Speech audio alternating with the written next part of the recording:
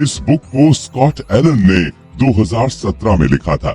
इस बुक में एलन ने अपनी लाइफ के बारे में लिखते हुए कहा था, मार्च 1997 में मैंने एक ऐसा फैसला लिया जिसने मेरी लाइफ को बदल कर रख दिया। ऐसा फैसला मैंने इससे पहले कभी नहीं लिया था, पर मेरे इस एक डिसीजन ने मेरी लाइफ के उन सारे इवेंट्स को कंट्रोल करने में मेरी मदद की जो मेरी डेस्टिनी को कंट्रोल कर रहे थे। पर मैं इस चेंज तक पहुंचा कैसे?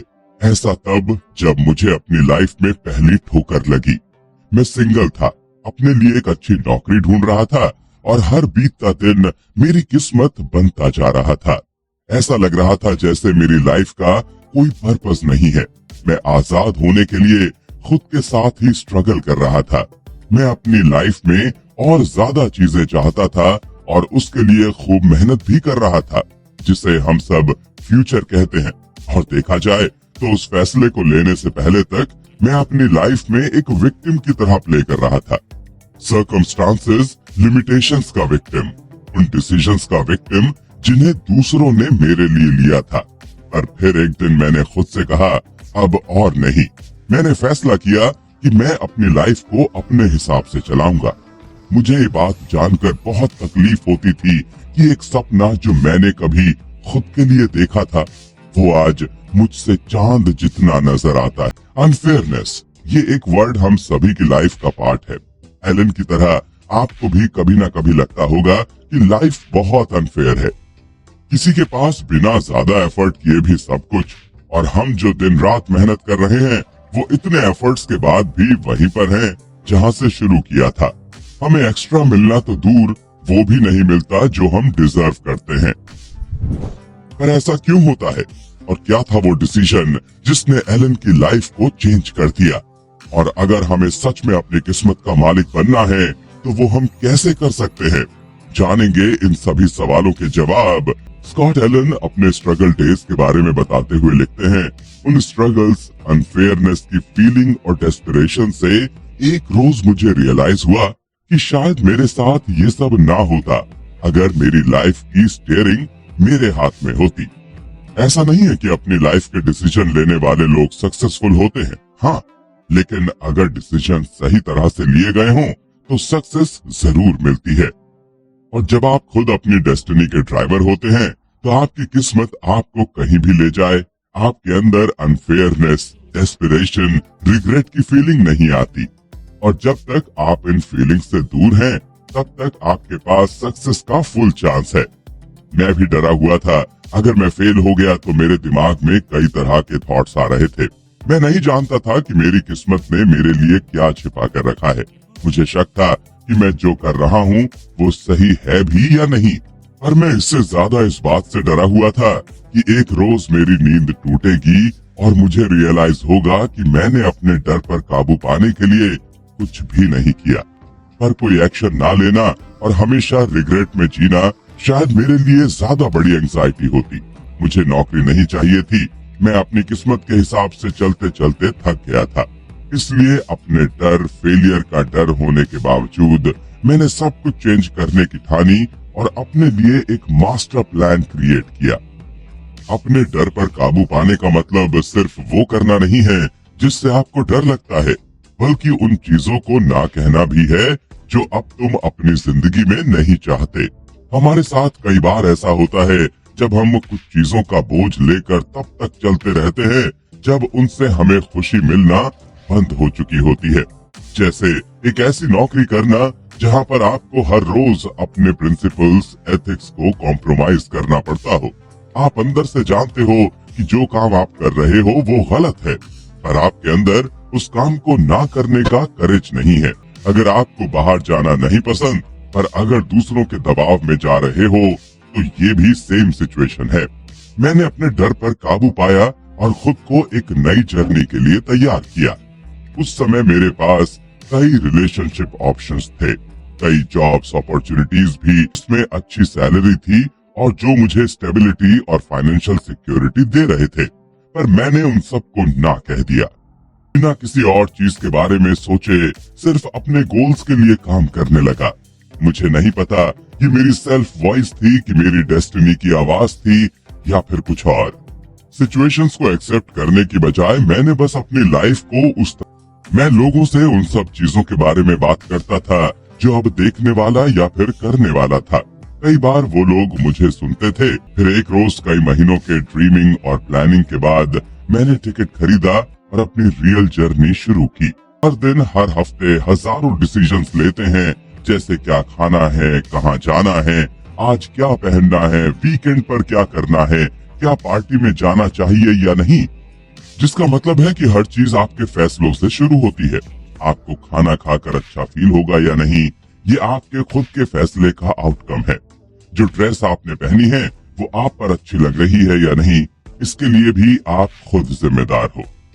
और अगर इसे थोड़ा और हायर लेवल पर लेकर जाएं, तो कौन से कॉलेज में एडमिशन लेना है, कौन सा कोर्स ज्वाइन करना है, किस कंपनी का जॉब ऑफर एक्सेप्ट करना है, सब कुछ आपके फैसलों का आउटकम है। यानी कि आपके साथ जो भी हो रहा है या होगा, वो सब कुछ आपके खुद के फैसलों की वजह से हो रहा है या होगा। पर डिसीजंस हमारे फेट को कैसे डिसाइड करते हैं? अपनी डिसीजन मेकिंग स्किल को कैसे इम्प्रूव करें? वो कौन से इनर साइंस हैं जो हमें बताते हैं कि हमारा फैसला गलत है या सही? जानेंगे सीरीज के अगले एपिसोड में कि तुम्हारी किस्मत में क्या होगा। इसका जवाब तुम्हारे फैसलों में छिपा है। डिसीजन वो पहला स्टेप है जो ये प्रॉमिस करता है कि तुम्हें फ्यूचर में डिजायरेबल आउटकम मिलेंगे। इसलिए खुद से 2 सवाल पूछना बहुत जरूरी है। पहला, अगर तुम्हें अभी कोई फैसला लेना हो तो तुम कौन सा रास्ता चुनोगे? वो कौन सा फैसला है जिसे लेते ही तुम्हारी लाइफ में सब कुछ बदल जाएगा? रिजल्ट क्या होगा? जिस मोटिव से तुम वो फैसला ले रहे हो वो पूरा होगा या नहीं, इसके बारे में मत सोचो। बस कुछ पल शांत मन से सोचो और उस डिसीजन को लो जिसे लेने में तुम स्ट्रगल कर रहे हो। और एक बार जब डिसीजन ले लो तो उसके बाद एक्शंस पर फोकस करो, ना कि रिजल्ट क्या होगा इस पर। रिजल्ट तय करना तुम्हारा काम नहीं है। रियल एंड बोल्ड डिसीजन तुम्हारी इच्छाओं और सपनों को जस्टिफाई नहीं करते। हम सभी को लग्जरी चीजें चाहिए, हम सभी हेल्दी रहना चाहते हैं, ढेर सारा पैसा कमाना चाहते हैं और अपने दोस्तों और फैमिली के साथ एंजॉय भी करना चाहते हैं। पर किसी चीज को पाने की चाहत और ये डिसाइड करना कि मुझे वही चाहिए, ये 2 अलग बातें हैं। अगर तुम्हें कुछ चाहिए और तुम उसे परस्यू करने का फैसला करते हो तो सबसे पहले तुम्हें खुद अपने डिसीजन पर बिलीव होना चाहिए। मैंने बताया था कि कई साल पहले मेरे लिए एक फैसले ने मेरी जिंदगी पूरी तरह बदल कर रख दी। हालांकि मैं खुद भी अपने फैसले को लेकर 100% श्योर नहीं था, पर मैंने उस दिन एक और फैसला किया था, और वो ये कि मैं ये सब और नहीं चाहता। मैं अपनी लाइफ सिर्फ दूसरों की एक्सपेक्टेशंस को पूरा करके जीना नहीं चाहता। मैं हर सुबह खुद को हारा हुआ देखकर थक गया था, और जिस पल मैंने ये फैसला लिया उसी पल मेरा प्लान मेरी नजरों के सामने नजर आने लगा। क्या मुझे पता था कि मुझे ये सब कैसे करना है? क्या मैं अपने परिवार और दोस्तों को छोड़ने के लिए तैयार था? क्या किसी ऐसे देश जाना जिसकी भाषा मुझे बोलनी नहीं आती वो समझदारी भरा फैसला था? अगर मैं अपने फैसले के इन प्रॉज एंड कॉन्स के बारे में सोचता तो शायद मेरे अंदर मेरे ही फैसलों को लेकर सेल्फ डाउट और फियर की फीलिंग आनी शुरू हो जाती। और मुझे अभी भी लगता है कि कोई ऐसा काम करना जो आपको पसंद ना हो, जितना आप डिजर्व करते हो, उस काम में सेटिस्फाई होना और ये सोचते रहना कि क्या हो अगर मैं ऐसा करता या वैसा करता। इसलिए मैं सबसे पहले तो आपको एडवाइस करूंगा कि अपने सपनों को सबकॉन्शियस माइंड में जगह दीजिए। हमें नहीं पता कि जो डिसीजन हमने लिए हैं उनका आउटकम क्या होगा। हमारा काम बेस्ट आउटकम के लिए वर्क करना है। क्या तुमने कभी खुद से कहा है कि मैं एक दिन वो काम करूंगा, लेकिन वो दिन कभी नहीं आया? 10 साल बीत चुके हैं और आप अभी उसके बारे में सिर्फ लोगों से बात ही करते हैं।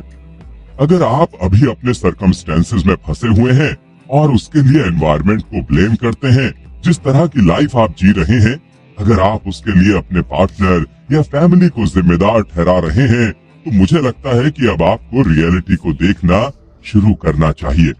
हमारी बर्बादी का कारण हमारे डिसीजंस होते हैं। अगर हमारे कोई अधूरे सपने हैं, अगर हम अपने एम को पाने में फेल रहे, तो इसके लिए हमारे डिसीजंस रिस्पॉन्सिबल हैं।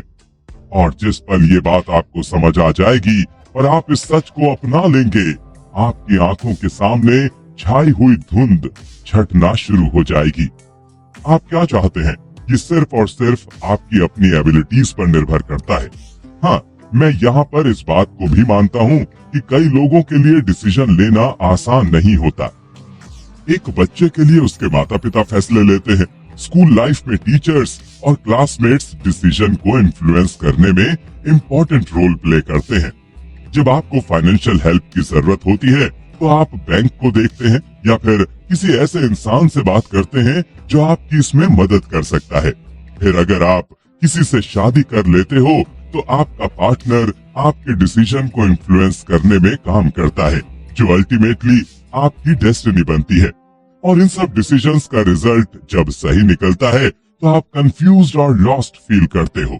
आपकी अपनी लाइफ अपनी नहीं रहती, और ये सब सिर्फ इसलिए होता है क्योंकि आप अपने फेट को दूसरों के हाथ में दे देते हो। लोकस ऑफ कंट्रोल कॉन्सेप्ट के मुताबिक कोई भी व्यक्ति अपनी लाइफ में जो कुछ भी पाता है वो सिर्फ अपने ओन एक्शंस की वजह से। इसलिए अपनी लाइफ के सबसे अहम फैसलों को खुद लेना इंटरनल कंट्रोल का सबसे इम्पोर्टेंट साइन है। किसी और के जरिए लिया हुआ कोई भी फैसला, फिर चाहे वो सही हो या गलत, आखिर में आपको पावरलेस ही बनाने वाला है। शायद उस पल आपको थोड़ा रिलैक्स फील हो कि ये तो बहुत अच्छा हुआ कि उसने ये तय किया, मैं कर ही नहीं पाता। लेकिन ये बात याद रखना, उस डिसीजन का आउटकम तुम्हारे पास लौट कर आएगा। ये बात आपको याद रखनी चाहिए कि आपका फैसला गलत हो या सही, लेकिन अपने डिसीजंस के जरिए आप अपनी लाइफ को कंट्रोल कर सकते हैं। अगर कोई और आपके लिए फैसले ले रहा है, इसका मतलब है कि आपकी लाइफ पर आपसे ज्यादा उनका कंट्रोल है और आप एक पपेट की तरह बिहेव कर रहे हैं, फिर चाहे वो फैसला आपके फेवर में ही क्यों ना हो। और अगर कोई फैसला लेना आसान है तो समझ लेना कि उसका कोई इम्पैक्ट नहीं होने वाला। लाइफ चेंजिंग गोल्स को पाने के लिए बोल्ड डिसीजंस लेने पड़ते हैं। इंस्टेंट सक्सेस मिथ क्या है? क्या इंस्टेंट सक्सेस पाना पॉसिबल है? जानेंगे सीरीज के अगले एपिसोड में। अब तक जो मैंने आपको बताया और जो कहना चाहता हूँ, शायद आप में से बहुत सारे लोग ये बातें पहले से जानते होंगे और आपको ये भी पता होगा कि आप कहाँ पर गलत हैं।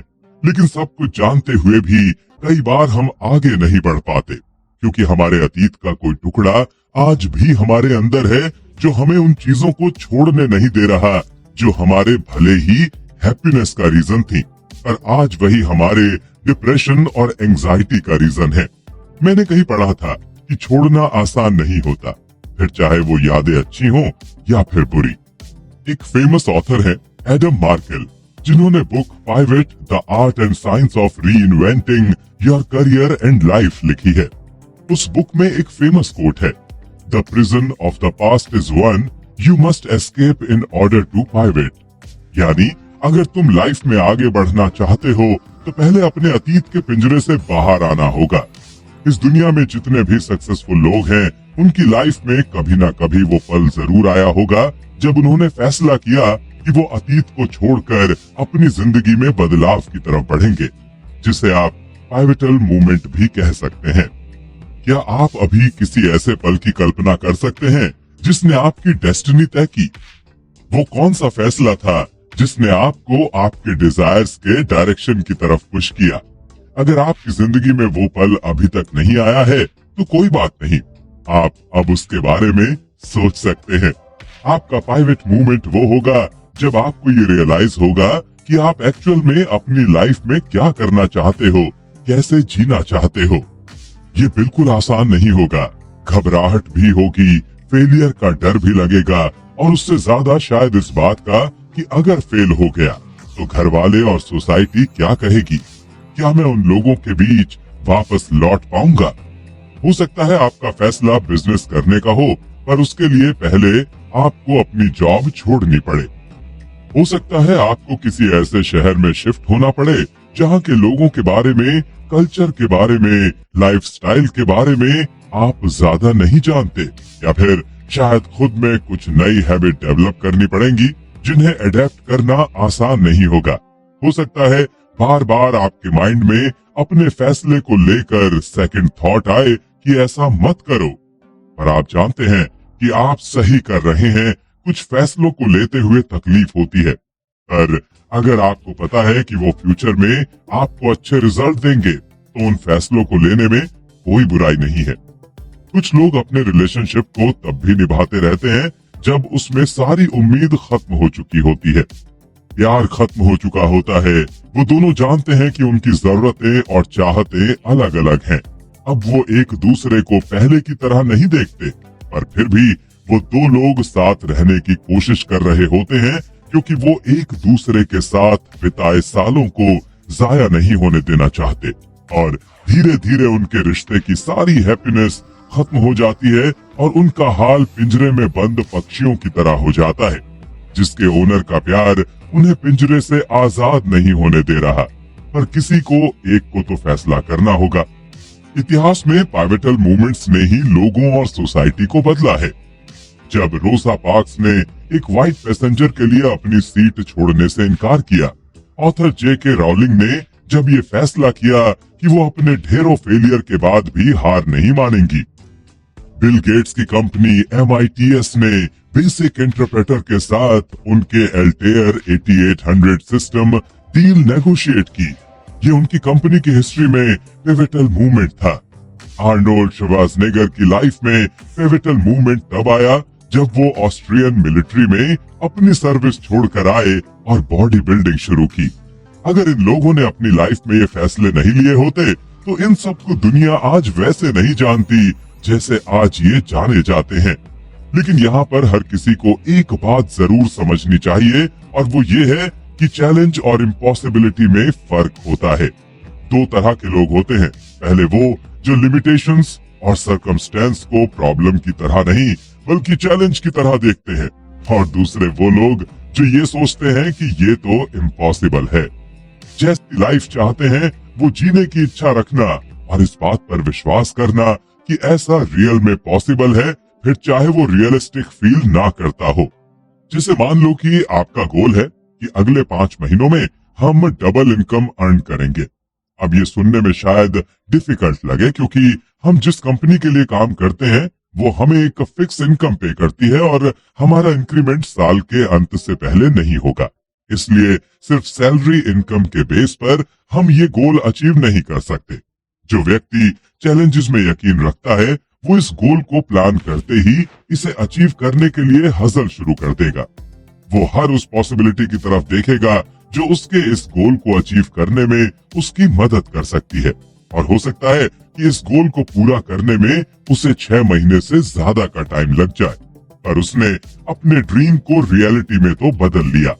लेकिन वहीं दूसरी तरफ वो इंसान जो इस गोल को इम्पॉसिबल मानकर बैठा था, उसकी लाइफ तो आज भी वैसी ही है जैसे पहले थी। लाइफ चैलेंजेस, इम्पॉसिबिलिटीज और अनसर्टेनिटीज से भरी हुई है। लेकिन अगर किसी को पहले ही पता हो कि आगे उस पर क्या मुसीबत आने वाली है तो दुनिया का हर इंसान सक्सेसफुल होता ना। इसलिए सक्सेस कभी उन लोगों को नहीं मिलती जो सर्कमस्टेंसेस के बेसिस पर अपने डिसीजन तय करते हैं, बल्कि उन्हें मिलती है जो अनसर्टेनिटीज और सिचुएशंस के आगे भी अपने गोल्स को गिव अप नहीं करते। सर्कमस्टेंसेस को आप अपने रास्ते में पड़े पत्थर समझ सकते हैं, जिसे देखकर या तो आप अपना रास्ता बदल लेंगे या फिर उसे हटाने के बारे में सोचेंगे। चलिए अब सुनते हैं आगे। मनी की वैल्यू रियल लाइफ में उतनी ज्यादा बढ़ती है जितने डब्लूज आप अपनी लाइफ में कंट्रोल करते हैं, यानी what you do, when you do it, where you do it and with whom you do it. Wealth को अट्रैक्ट करने की एबिलिटी एक ऐसी स्किल है जो आपको आपके लॉन्ग टर्म विजन और ड्रीम को रियलिटी में बदलने के लिए चाहिए ही चाहिए। हो सकता है आपके दिमाग में कोई रिवॉल्यूशनरी प्रोडक्ट आइडिया हो, या फिर आप कोई ऐसा बिजनेस करना चाहते हैं जो फ्यूचर में आपको अच्छी वेल्थ जनरेट करके दे सकता है, लेकिन आप ऐसा नहीं कर पा रहे क्योंकि उस प्रोडक्ट को मार्केट में लाने के लिए जो कैपिटल रिक्वायर्ड है वो आपके पास नहीं है। बहुत सारे लोग अपनी लाइफ में ये इशू फेस करते हैं जब उनकी फाइनेंशियल रिसोर्सेज उनकी डेस्टिनी का सबसे बड़ा ऑब्स्टेकल बनकर उनके सामने आती है। पर पता है क्या, आपको इन चीजों के लिए फाइनेंशियल गुरु होने की जरूरत नहीं है। ऐसे बहुत सारे तरीके हैं जिनके जरिए आप अपने फ्यूचर को राइट डायरेक्शन में ले जा सकते हैं। अगर आपको लगता है कि आपके पास जो बिजनेस आइडिया है वो मार्केट में हिट हो सकता है, आपके पास उसकी मैन्युफैक्चरिंग से लेकर पैकेजिंग और मार्केट में लॉन्च करने का आइडिया तैयार है, तो आपको सिर्फ फाइनेंस फंडिंग के बारे में सोचना है। आपका आइडिया जितना ज्यादा स्ट्रांग होगा, लोगों के आप में इन्वेस्ट करने के चांसेस उतने ज्यादा होंगे। लेकिन ज्यादातर लोग उस प्रॉब्लम पर फोकस करते हैं जिसे वो खुद सॉल्व कर ही नहीं सकते और मेन प्रोडक्ट को भूल जाते हैं। अपने मन को शांत कीजिए और एक बार ये सारे सवाल खुद से पूछिए। अगर आपको कहीं से अभी 1 करोड़ रुपए मिल जाएं, तो आप उसका इस्तेमाल कैसे करेंगे? क्या आपके पास वो स्किल है जो 1 करोड़ को 10 करोड़ बना दे या फिर 100 करोड़? अपनी सैलरी का कितना हिस्सा आप एक्चुअल में सेव करते हैं और अगले 5 सालों में कितना सेव करेंगे? आपके पास इनकम के कितने सोर्सेज हैं? आप पर कितना कर्ज है? आपको अपने सपनों को पूरा करने के लिए कितने पैसों की जरूरत है? और ऐसे कई और भी सवाल आप खुद से पूछिए जिनमें मनी इन्वॉल्व है। और इन सब सवालों को खुद से पूछने के बाद आपको एक बात जरूर रियलाइज होगी, और वो ये कि आपकी लाइफ में हर एक चीज की कोई ना कोई कॉस्ट जरूर है, जिस वजह से अपनी लाइफ में मनी चैनल्स क्रिएट करना बहुत जरूरी होता है, ताकि इनमें से किसी भी चीज की कॉस्ट आपके लिए बर्डन ना बने। Number 1, look out for the little stuff, it could be costing you a Fortune. बहुत सारे लोगों को अपनी मेहनत से कमाए पैसों को डेली स्टफ में खर्च करने की आदत होती है, जैसे कैंडी, सॉफ्ट ड्रिंक्स, स्नैक्स या फिर कॉफी। ये छोटी छोटी चीजें भले ही हमारी फाइनेंशियल अटेंशन गेन नहीं कर पाती, लेकिन इनका हमारे फाइनेंस पर बहुत इम्पैक्ट पड़ता है। मान लीजिए कि आप डेली ऑफिस जाते हुए एक कॉफी खरीदते हैं जिसकी कीमत है 50 रुपए। अब एक दिन की कॉस्ट 50 रुपए हो गई और 365 दिन की कॉस्ट 18,250 रुपए। अब जरा सोचिए कि आप इन 18,250 से क्या यूजफुल कर सकते थे। अब कॉफी पीना गलत नहीं है, और अगर ऐसी चीजें जिनसे आपको सेल्फ सेटिस्फेक्शन मिलता है, उस चीज को खरीदने में कोई बुराई भी नहीं है। ये एग्जाम्पल सिर्फ आपको ये बताने के लिए था कि आपकी लाइफ में ऐसी बहुत सारी अननेसेसरी या छोटे मोटे एक्सपेंसेस होंगे जिन पर आप अक्सर ध्यान नहीं देते, लेकिन अगर आप उन्हें सही तरह से मैनेज करते हैं तो आप अपने मनी को सही जगह पर इस्तेमाल कर सकते हैं। Number 2, put it in a safe place. मैंने कुछ सालों पहले एक किताब पढ़ी थी जिसने मेरे पैसे को सेव करने के तरीके को बदल दिया। ये डेविड किल्थॉर्न की द वेल्दी बार्बर नाम की बुक थी, जिसने मुझे मनी के एक न्यू कॉन्सेप्ट के बारे में बताया, जिसके मुताबिक अगर आप रिटायर रिच होना चाहते हैं तो आपको दूसरों से पहले खुद को पे करना सीखना पड़ेगा। मुझे ये बात उस वक्त समझ नहीं आई थी, लेकिन कुछ सालों बाद जब मैंने डेविड बेक की बुक ऑटोमेटिक मिलियनियर पढ़ी और उसमें भी यही बात लिखी थी, पे योरसेल्फ फर्स्ट, जिसके बाद मैंने इमीडिएटली एक सेपरेट अकाउंट खोला और उसमें अब हर महीने एक फिक्स्ड अमाउंट अपने आप ट्रांसफर हो जाता है। आप खुद को एक गरीब इंसान की तरह ट्रीट करेंगे तो फिर आपकी लाइफ में कभी कुछ नहीं बदलेगा।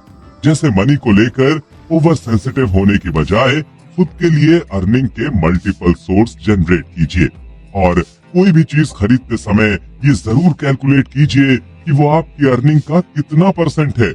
और एक और बात जो आपको यहाँ समझने की जरूरत है वो ये कि वेल्थ सिर्फ मनी फ्लो पर रिलाय नहीं करती है। Actual wealth health and knowledge से क्रिएट होती है। इसलिए आप क्या खाते हैं और अपनी बॉडी को कैसे ट्रीट करते हैं, ये आपकी लाइफ के लिए सबसे इम्पोर्टेंट क्वेश्चन होने चाहिए, क्योंकि अगर आपकी बॉडी हेल्दी नहीं होगी तो अपनी डिजायरेबल डेस्टिनी क्रिएट करने के बाद भी आप उसे पूरी तरह जी नहीं पाएंगे। और नॉलेज इसलिए क्योंकि इसके बिना आप अपनी सक्सेस की बाउंड्रीज क्रिएट नहीं कर सकते। लेकिन आप अमीर इंसान बनना चाहते हैं, पर किस तरह के अमीर इंसान बनना चाहते हैं? क्या आपकी सक्सेस इंडिविजुअल होनी चाहिए या फिर सोशल रिफॉर्म का कारण बननी चाहिए? इन सब सवालों के जवाब भी आपको जरूर पता होने चाहिए।